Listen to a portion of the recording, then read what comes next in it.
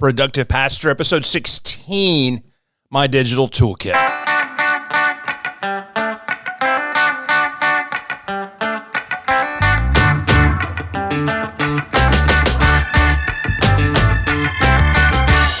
What's going on, my friends? Back to Productive Pastor, episode 16, My Digital Toolkit. This is one of the nerdiest things that everybody loves to talk about, especially over in the Productive Pastor community on Facebook, or as I call it, the Productivity Party.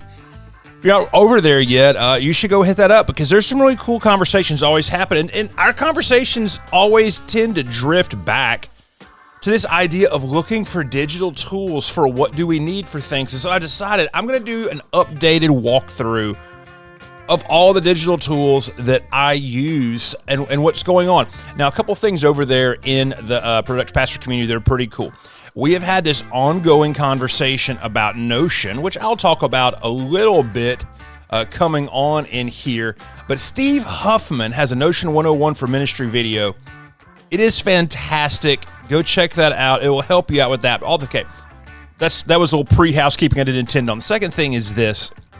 No new episode next week. I'll be on vacation. When I say vacation, I'm on vacation. This is the Productive Pastor is a one-man shop. We don't have some sort of staff or editors taking care of the podcast stuff. And I've been on the hustle bus this week, just getting all my ducks in a row to take a full week off. I'm going to read Mario Puzo's The Godfather.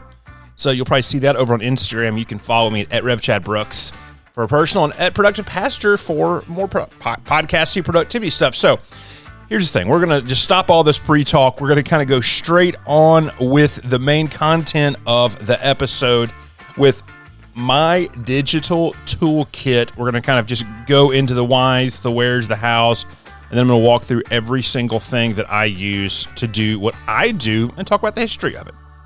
So my journey with note-taking and digital notes is pretty crazy. I have kept a paper journal probably since 2004, 2005, and I always refer to it as my day book because I'd have my working notes in there.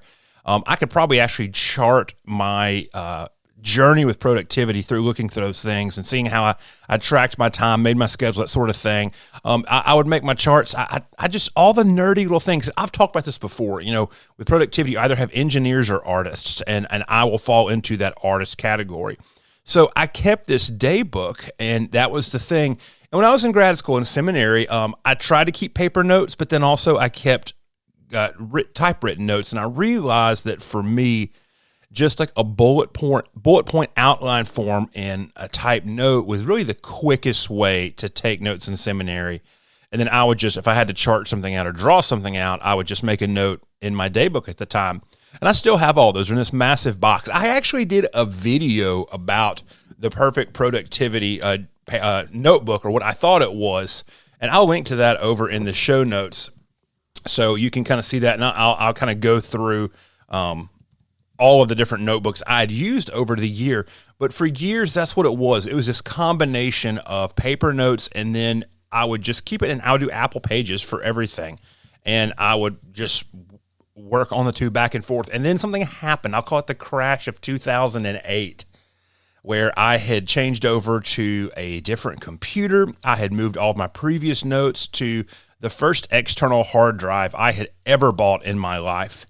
And that hard drive failed and crashed, and I lost all of my typewritten notes for the first 3 years of my Master's of Divinity. You might be saying, Chad, the first 3 years of your Master's of Divinity. Yes, because I am very good at squeezing 3 years into 5.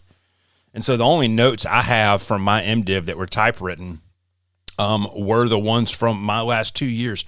Like, that was a very, very frustrating thing for me, for losing all of these notes. And some of them I saved on the cloud. Some of them were exported for different projects. But for the most part, I lost all of those notes. And that was quite the bummer. And I began hearing, and I've always experimented. You've heard me talk about tools. I love Evernote. I love Trello. I teach the concept of having a working system and a keeping system. So all of that. But I was always struggling because I could not get them connected in the way that I wanted to. And last year or so, I began, and I was content living in Notion land and Trello land for years. And last year on YouTube, I began seeing these conversations. They came up with a couple of different people. It was a guy named Tiago Forte, who wrote a brand new book called Building a Second Brain that came out just a few months ago. And it's absolutely fantastic. It's every single thing that you might want. But mainly there's a productivity channel that also focuses on finance and all these other kind of stuff. By Ali Abdaal, and he began talking about it as well. He began talking about Notion, started making me think about these things. And it's this concept of a digital brain. Now, people have used this language from Evernote for years, but what we've seen in the last few years, and really it's the last year I've been delving into it, is how these people, these creators normally, and I think that it's interesting for clergy to pay attention to creators because they're typically extremely entrepreneurial, and they're also always creating content. If we think back to our job as pastors, as writing sermons, as writing newsletter articles, as writing all the writing and creating things, the social media stuff, all the things we have to do, that's an interesting industry to watch to see how they grow and use it. And also, they typically read a lot and keep an interesting storage system for the things that they read. And I find a huge correlative of that to ministry. So I began thinking about this more and more, this idea of second brain concept. And finally, about 3 or 4 months, it all started to click. And so if the way of just using Evernote and how I used Evernote was like the first layer of things for many people, what you're seeing with the concept of a second brain really is third level digital speak. But don't worry so much. You might be asking right now, Chad, are you about to tell me all these complicated things I need to do? I want my life to be simple. If you're considering hitting the pause button right now, hey, you don't need to. Don't worry about it. Do I need to do all of this? No, you don't. This is what I do. Now, what I will tell you, and especially now because my ministry now is really, really diverse, but this is what I'll tell you. I do think it's very important for you to have a working system and a keeping system. I talk about that a massive amount in the season 1 of Productive Pastor and talk about a lot of those sorts of things inside the season 1 workbook. And if you want to kind of learn more about working and keeping systems, that season 1 workbook and the season 1 of the Productive Pastor is a great place to go to. But here's the thing about that working and keeping system. You build that out based on your specific needs, your personality, your working style, your ministry, etc., whatever. I've got friends that do every single thing off of a paper notebook, and that works for them.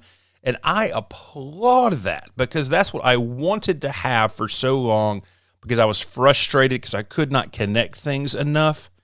And the only thing I knew how to like keep up with was a paper notebook with a date on it because I could always just write in any of my digital notes a date reference system from the journal and go back to there. So this is going to be built out completely to what you need. You could get by with Apple Notes and a calendar app if that's what suits you. And I'll be honest with you, I almost ditched Evernote completely because Apple Notes now does everything I need Evernote to do. And then I realized I'm only paying like $3 a month for Evernote because I have such a legacy account there that I decided to keep it for right now just because to not deal with the headache of merging it over. And so this is why this suits me. And it goes back to the Clifton Strength model. I'm high strategy, I'm high learner, and I'm high ideation, and I also have input in my natural strengths. And because of all of these things, I seem to collect and organize tons of stuff. And it's actually calming to me, but it fits me and for who I am and for what I do. It also assists me in doing what I do best. But the quandary was, you've got all of this stuff saved back. What are you doing with all this? Now, you might listen to this right now and say, yes, I need to do all of that, Chad.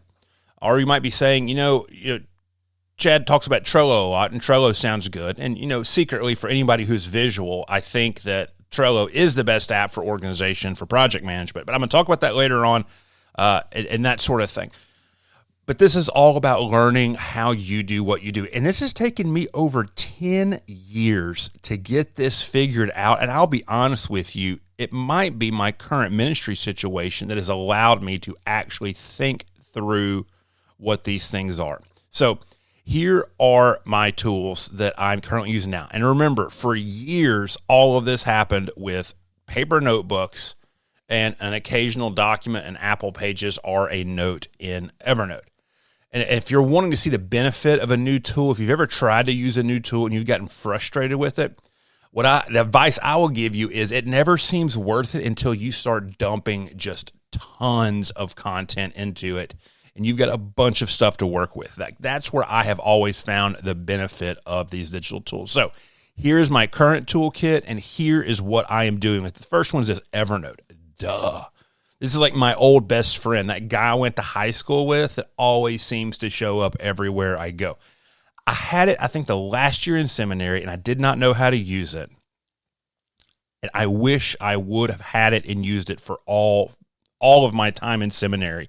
And I'm telling you right now, if you're just now starting grad school or seminary or college or higher education, whatever that is, find a digital note-taking tool and system, because you don't want to waste all of those notes you take and those ideas, and you'll need to go back to that stuff quick. And I really think for this, just the utter simplicity of it, Evernote is there for it. Now, I used to absolutely live in it. I used to have all of my day sheets done as Evernote templates. I used to do all of my sermon planning in Evernote, built up Evernote templates for that. I had checklists. I did project management. I did all of the things in Evernote. And I wasn't satisfied with it, but it was better than the paper notebook because I could search it and find it. Now, Evernote pretty much gets used to store stuff. I have Readwise connected to it, which is a fantastic service that will take your Kindle highlights and your highlights from all over the place with some Chrome add-ons and that kind of thing, and it will like suck it all into one place, and it will shoot it out to Evernote or an Instapaper. Or no, it takes an Instapaper. It will go out to Evernote. It will go out to Notion. It will go out to Rome Research. It will go up to Obsidian, all these places, and it just saves there. But for the most part, I use Evernote as just like a generic dumping ground, and as a private word processor. Like if I need to sit down and get stuff written out that will then be sent to someone else, I would rather do all of that heavy lifting and heavy work in Evernote and then copy paste it into Pages to make a PDF or make a document or whatever. Because Evernote, for some reason, it copy pastes text really well. And so that's what I use Evernote for a lot.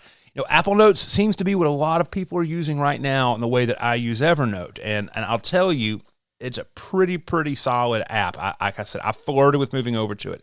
But for me, Evernote is a trustworthy repository system. It just doesn't have the tools that others use. And like I said, I thought about ditching it, but it's so cheap, I'm not going to mess with right now, migrating everything to Apple Notes and potentially losing stuff, because I do search things in Evernote quite often, because now you've got to realize I have probably 10 years of information inside of Evernote, at least that.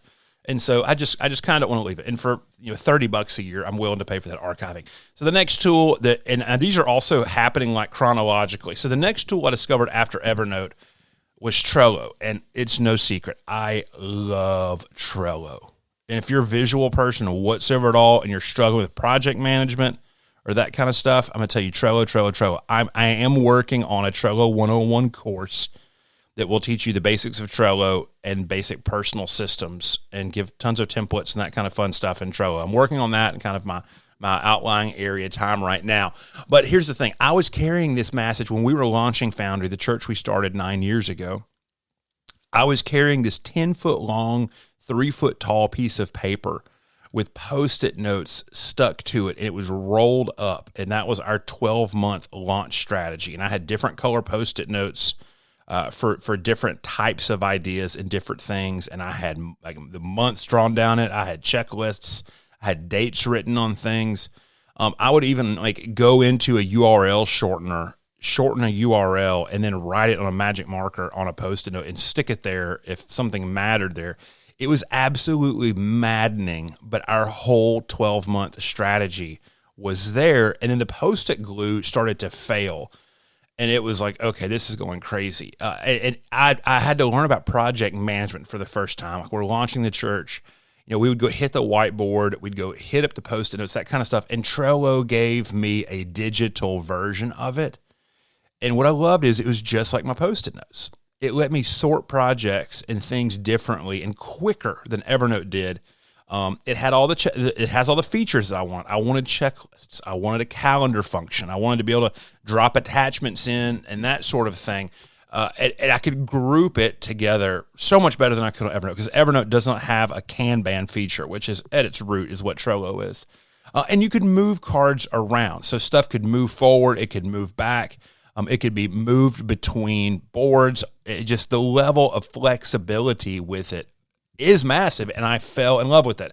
And like I said, it's just Kanban, or like a Gantt chart. It's nothing new. Trello's just found a UI and some functions that just make it super easy to use. But I love Trello for any information that needs to be moving, or if you're having to share multiple layers of information with a staff team or with somebody else, Trello is the way to go. You can easily build out templates. It's quick and easy to use. And if you're a visual person, I think it's the best thing that's out there. But here's this: Trello is not a storage system. I've seen people try to use it as a storage system. There's some elements to it. If you really want to make it that way, you can make Trello a storage system. But once you start working deeply on the idea, it's going to get really, really clunky. It's a working system. That's why I think that you could do bare bones operation, with notes, your calendar, and Trello, and you could get enough done to be significantly dangerous. And so Trello is there. Now, the pressure point in all these systems is I was still wanting and carrying a paper notebook this whole time. You might remember that the massive notebook of notebooks I used to carry, and that's the YouTube link of that video is where you can find out about that. And my paper system was just multiple smaller notebooks. I was buying the Muji A5 paperback notebooks because it was perfect for what I wanted, but it became frustrating because I started having so many of them. I had like my sermon planning notebook. I had my day notebook. I had my idea notebook. I had this notebook. And because those little paper notebooks were so cheap, every place I went to, if I was going to be there for longer than 2 or 3 days, I just bring a new and a fresh one. I still have hundreds of these things probably at the house, just archived in plastic tubs, and that was getting frustrating. And sometimes I also wanted to work or carry with PDFs, and so I would carry a folded out. I would carry like a binder with printed out PDFs in there. I'd print out our active church database every 90 days for my contacting system, and all of that lived together, and it was getting very, very, very frustrating. And then I discovered GoodNotes 5 on the Apple iPad using the Apple Pencil. Now, I had not had an iPad in years. I had tried the stylus thing. It wasn't working well. I have bad handwriting, if you don't know. It did not do what I needed it to do. I tried desperately in like 2010, 2011 to go over to iPad. It just was not there yet. And so I quit, because all my iPad turned into is a glorified YouTube machine. So I quit doing it. But I realized that folks were starting to do better work out of it. And I think it was YouTube and GoodNotes and how people were using GoodNotes is what got me into Ali Abdaal and so many of the digital brain people, because they're talking about this. Because a lot of this conversation kicked up with people who are in medical school or law school. So GoodNotes 5 is an app on the Apple iPad. It's also on desktop. It's on the phone. It's inside of the Apple ecosystem. I don't know if it's available for Android. It might not be, might be. Notability is another one. But it's a beast, my friends. I use it for everything that would be paper-based. So I do all of my sermon prep in there. I've got all my templates I've developed over the years for sermon preparation. They live in GoodNotes. I type up my sermon manuscript in GoodNotes, and I preach from GoodNotes. And you can type in there, and then you can highlight all over it and make notes, annotations. Like, it's just like a notebook. I also use it for the day sheet and for my daily pages and notes. I've got a notebook that's just that month's working journal, and I do the timesheets in there. If I need to make a drawing or something, I like to draw things out. If you haven't caught on by now, big ideas, anything like that, like it works inside of there. I do better dreaming and thinking and strategic work on paper or on GoodNotes. It's just the way I function. Documents and PDFs, I can save those in there, and you can export them out of there for stuff. So you can mark up things, all that sort of stuff. All of my coaching notes that I have, I've got templates built out for those. So when I open up a phone call with a client, I just pop up my coaching templates, and I'll work out of that so it gets saved. I also make all of my nerdy little charts inside of GoodNotes 5. And so GoodNotes 5, it serves as that more creative, tangible way for the people that need a paper and pen-based system, but it's searchable. And GoodNotes can even search my trashy handwriting most of the time. And so it's solid. It kind of gets that sort of thing out of there for me. My next thing, and this is kind of like my newest friend, is Notion, and it's not an Evernote replacement for it. And you can use it for tons and tons of different things and set up complicated dashboards and all sorts of things like that. And Steve Huffman has the Notion 101 video in the Productive Pastor community. Go check it out. You can do all the things in Notion. I don't use it that much for that. I kind of use Notion for one specific thing. And because Trello does a lot of the things that some folks need Notion to do. Like I think this, if Notion is for the engineers, Trello is for the artists. Let's put it that. That's what I kind of think.